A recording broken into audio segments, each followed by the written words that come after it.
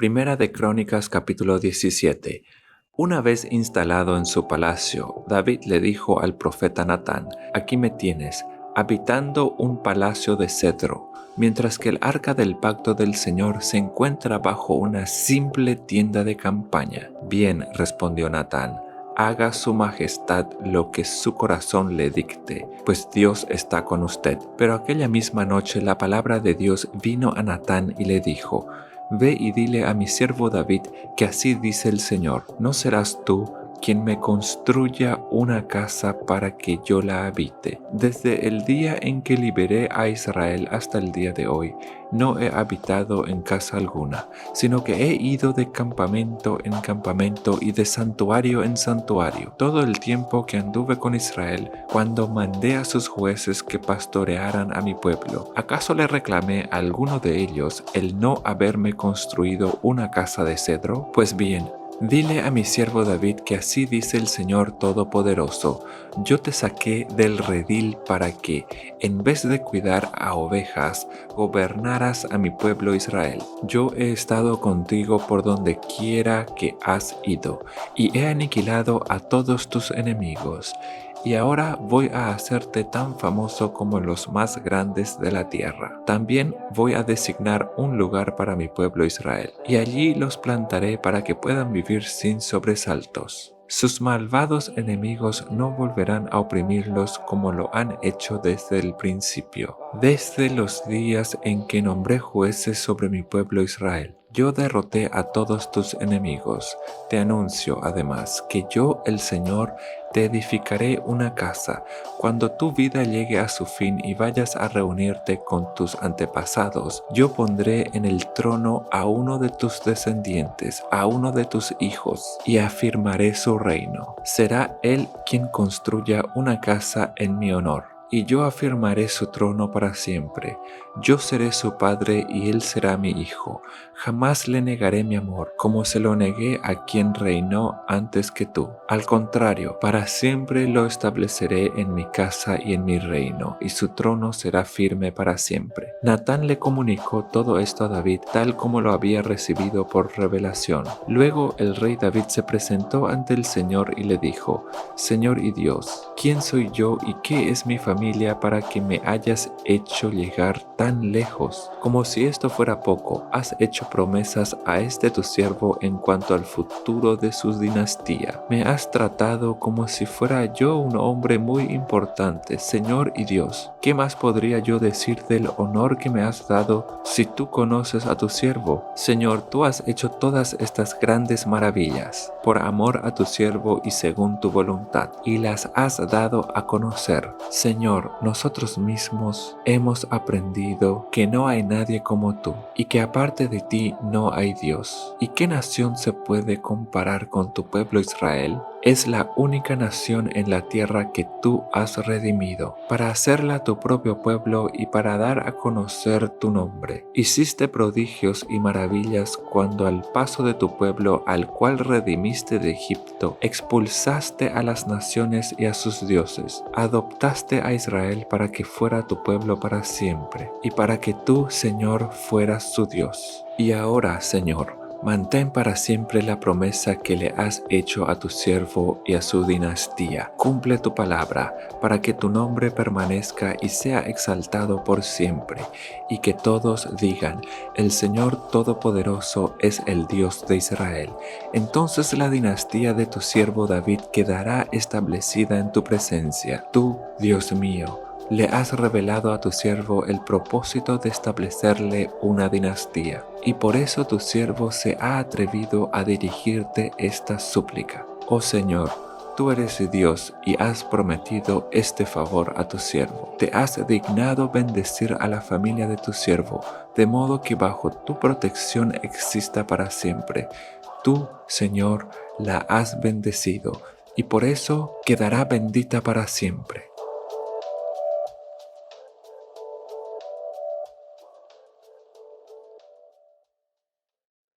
Primera de Crónicas capítulo 18. Pasado algún tiempo, David derrotó a los filisteos y los subyugó, quitándoles el control de la ciudad de Gat y de sus aldeas. También derrotó y sometió a los moabitas, los cuales pasaron a ser vasallos tributarios de David. Además, David derrotó en Hamat a Hadad-Ezer, rey de Sobá, cuando éste se dirigía a establecer su dominio sobre la región del río Éufrates. David le capturó 1000 carros, 7000 jinetes y 20.000 soldados de infantería. También desjarretó los caballos de Tiro, aunque dejó los caballos suficientes para 100 carros. Luego, cuando los sirios de Damasco acudieron en auxilio de Hadad-Ezer, rey de Sobá, David aniquiló a 22.000 de ellos.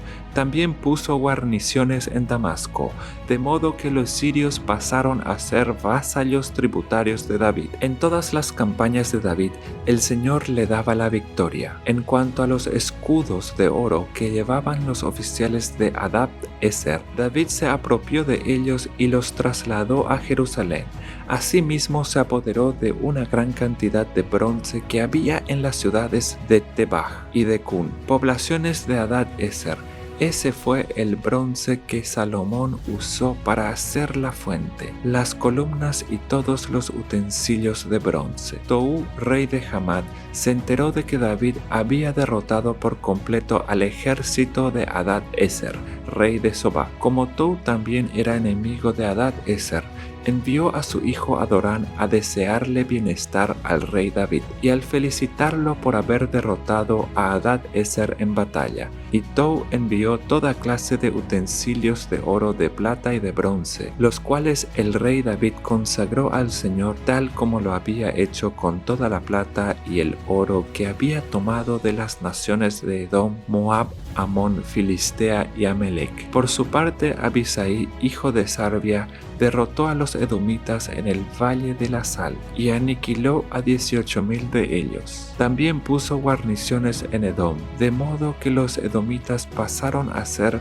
vasallos tributarios de David. En todas sus campañas el Señor le daba la victoria. David reinó sobre todo Israel, gobernando al pueblo entero con justicia y rectitud. Joab, hijo de Sarvia, era general del ejército. Josafat, hijo de Ahilud, era el secretario. Sadoc, hijo de Ahitob, y Ahimelech, hijo de Abiatar, eran sacerdotes. Sabsa era el cronista. Benaías, hijo de Joyadá, estaba al mando de los soldados quereteos y peleteos. Y los hijos de David ocupaban los principales puestos junto al rey.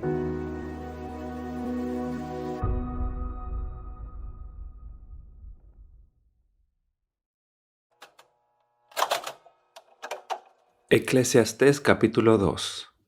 Me dije entonces, vamos, pues haré la prueba con los placeres y me daré la gran vida. Pero aún esto resultó un absurdo. A la risa la considero una locura. En cuanto a los placeres, ¿para qué sirven? Quise luego hacer la prueba de entregarme al vino. Si bien mi mente estaba bajo el control de la sabiduría y de aferrarme a la necedad hasta ver qué de bueno le encuentra el hombre a lo que hace bajo el cielo durante los contados días de su vida. Realicé grandes obras, me construí casas, me planté viñedos, cultivé mis propios huertos y jardines, y en ellos planté toda clase de árboles frutales. También me construí aljibes para irrigar los muchos árboles que allí crecían. Me hice de esclavos y esclavas, y tuve criados, y mucho más ganado vacuno y lanar que todos los que me precedieron en Jerusalén. Amontoné oro y plata, y tesoros que fueron de reyes y provincias. Me hice de cantores y cantoras, y disfruté de los deleites de los hombres. Formé mi propio harén, me engrandecí en gran manera, más que todos los que me precedieron en Jerusalén. Además, la sabiduría permanecía conmigo.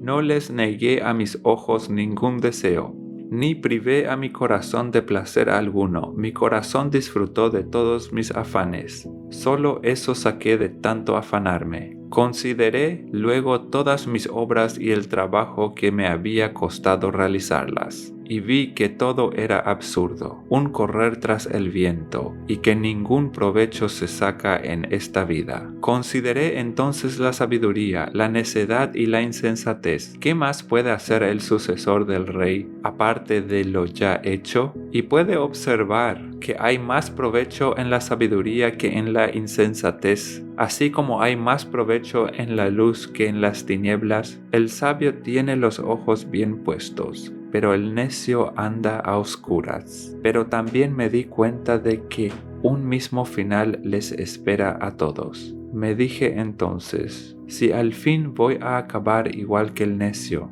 ¿de qué me sirve ser tan sabio? Y concluí que también esto es absurdo, pues nadie se acuerda jamás del sabio ni del necio. Con el paso del tiempo todo cae en el olvido, y lo mismo mueren los sabios que los necios. Aborrecí entonces la vida, pues todo cuanto se hace en ella me resultaba repugnante. Realmente todo es absurdo, es correr tras el viento. Aborrecí también el haberme afanado tanto en esta vida, pues el fruto de tanto afán tendría que dejárselo a mi sucesor. ¿Y quién sabe si éste sería sabio o necio? Sin embargo, se adueñaría de lo que con tantos afanes y sabiduría logré hacer en esta vida. Y también esto es absurdo. Volví a sentirme descorazado de haberme afanado tanto en esta vida, pues hay quienes ponen a trabajar su sabiduría y sus conocimientos y experiencia, para luego entregarle todos sus bienes a quien jamás movió un dedo. Y también esto es absurdo y un mal enorme, pues ¿qué gana el hombre con todos sus esfuerzos y con tanto preocuparse y afanarse bajo el sol? Todos sus días están plagados de sufrimientos y tareas frustrantes, y ni siquiera de noche descansa su mente, y también esto es absurdo. Nada hay mejor para el hombre que comer y beber, y llegar a disfrutar de sus afanes. He visto que también esto proviene de Dios. ¿Por qué? ¿Quién puede comer y alegrarse si no es por Dios? En realidad, Dios da sabiduría, conocimientos y alegría a quien es de su agrado. En cambio, el pecador le impone la tarea de acumular más y más, para luego dárselo todo a quien es de su agrado. Y también esto es absurdo, es correr tras el viento.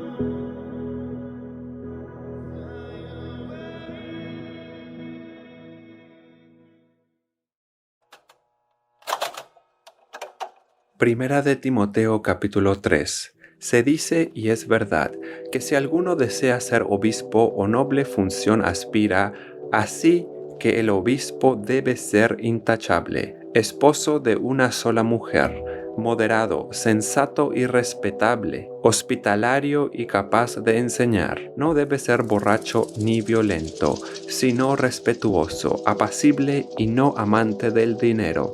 Debe gobernar bien su casa y hacer que sus hijos le obedezcan con el debido respeto, porque el que no sabe gobernar su propia familia, ¿cómo podrá cuidar de la iglesia de Dios?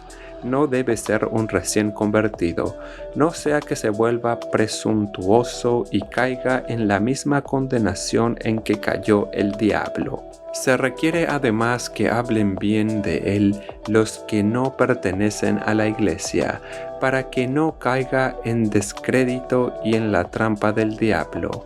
Los diáconos igualmente deben ser honorables, sinceros, no amigos del mucho vino ni codiciosos de las ganancias mal habidas. Deben guardar con una conciencia limpia el misterio de la fe, que primero sean puestos a prueba y después, si no hay nada de qué reprenderlos, que sirvan como diáconos. Asimismo, Las esposas de los diáconos deben ser honorables, no calumniadoras, sino moderadas y dignas de toda confianza. El diácono debe ser esposo de una sola mujer y gobernar bien a sus hijos y su propia casa.